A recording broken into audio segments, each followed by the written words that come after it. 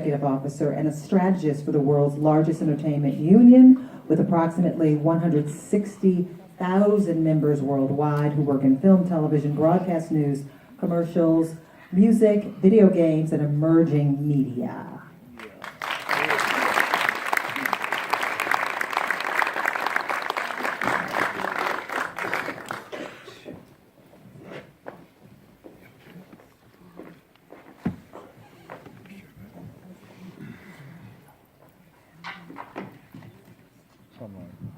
Welcome. President Brooks, I'm going to start with you. As I mentioned, I came to Access Hollywood in 1999, before social media, before Facebook, before Instagram, before, we were able to talk to everybody at one time. I remember not seeing many faces of color back in 1999, whether it be on the red carpet, whether it be people in front of the camera, producers, studio executives.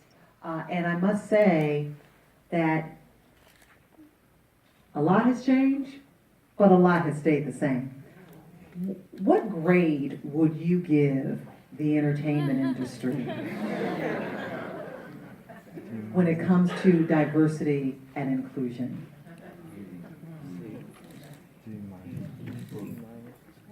Sean, there's nothing like starting with an easy question. I am an Emmy Award winning journalist.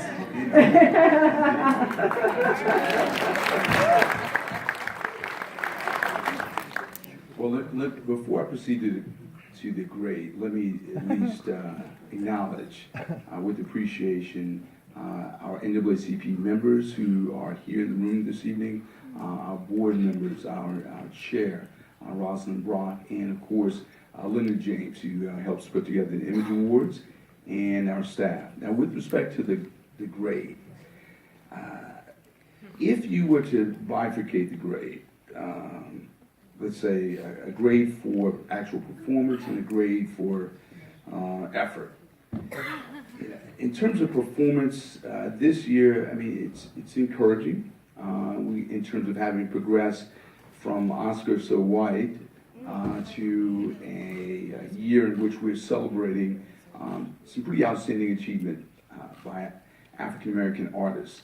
So in terms of aspiration, maybe a C+. But in terms of the state of affairs, in terms of the kind of systemic challenges, long-standing challenges that we've seen, a grade less than that. Grade less than that. How much less? Give us a letter. Tell the truth. Right. D minus. When you look at the Annenberg study,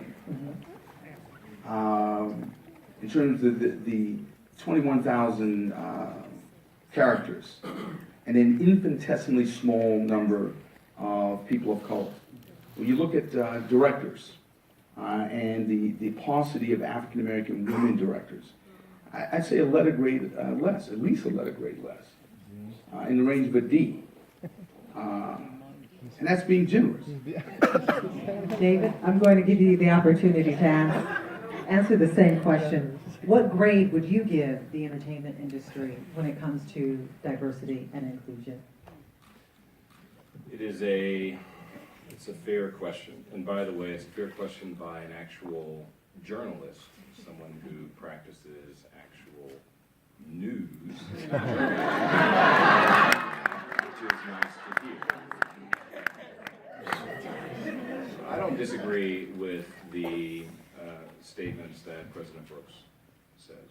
When you look in aggregate at roles, when you look in aggregate at storylines, whose stories are they telling? Who's filling the roles in so-called mainstream stories that can be filled with people of color, persons with disabilities, LGBTQT people? I mean, when you look at all of that, we're doing poorly. I'm going to add to his comments, however, I think we're trending better. So for those who had experience like I did in both high school and college, where I started off bringing home one set of grades figured out the system and got better my sophomore year, a little better my junior year, a little better my senior year. We're not at a place where we can celebrate the result by any stretch of the imagination.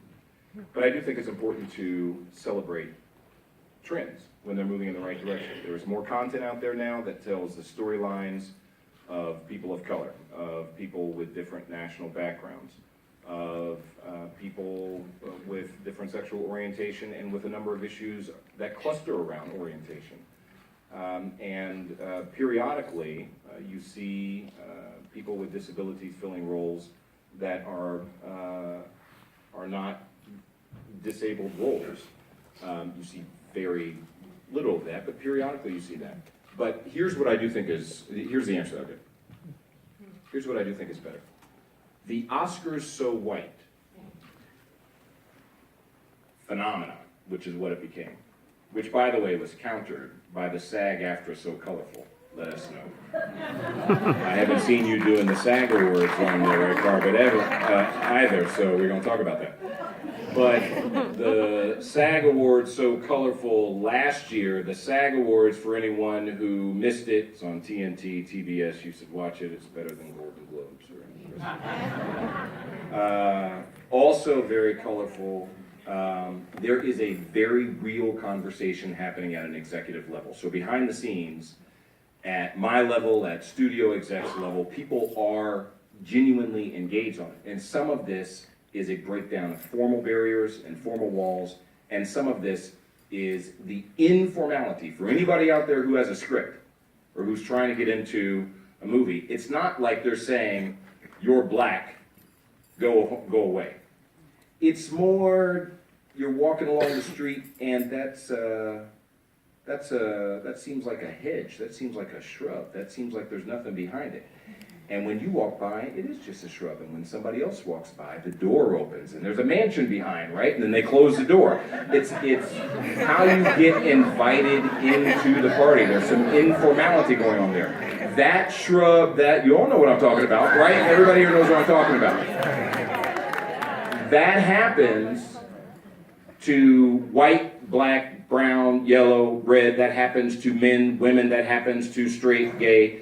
It happens a heck of a lot more to folks if you're not white male. So talent isn't finding its way behind that wall. And there is some informality, if you're really going to address it, along with the formal structural barriers. I do think people are talking about it, so I think it's trending in a good direction. We have a long way to go. Let's talk about the one fact that cannot be denied. No matter what side of the political debate you fall on, that the power of the entertainment industry was front and center in this last presidential election.